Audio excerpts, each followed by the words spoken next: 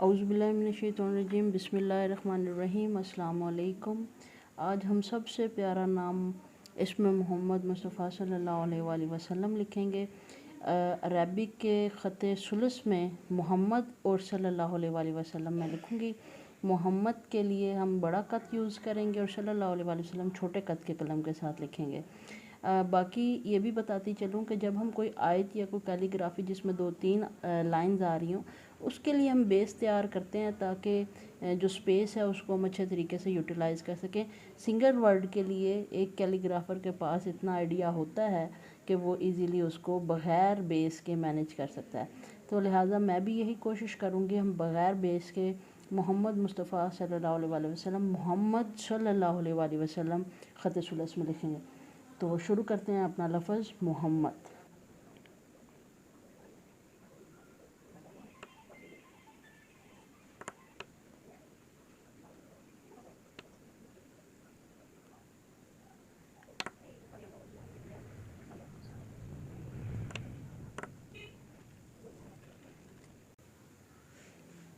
मोहम्मद सल्लल्लाहु अलैहि वसल्लम और इसके ऊपर जो शद डलने हैं वो हम ये बारीक कत के कलम के साथ डालेंगे।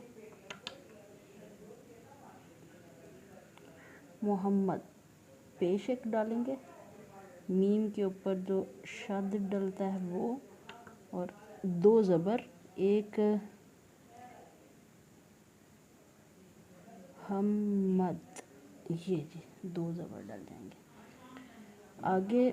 उसके अलावा अब हम अपना लफ्ज़ लिखते हैं सल्लल्लाहु अलैहि वसल्लम। यहाँ से हम शुरू करेंगे सल्लल्लाहु से। बिस्मिल्लाहिर्रहमानिर्रहीम।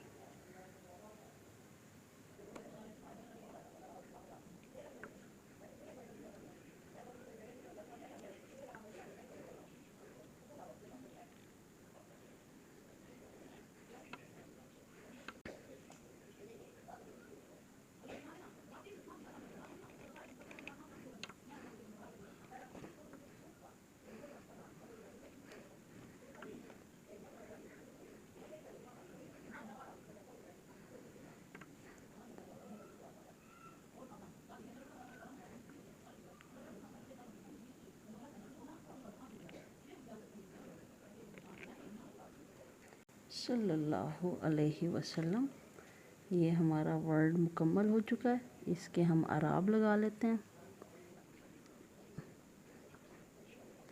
और कुछ स्पेसिंग पर्पस को मुकम्मल करने के लिए ये हम अराब डाल लेते हैं, जो खूबसूरती में भी इजाफ़ा कर देते हैं और स्पेस भी फिल कर देते हैं।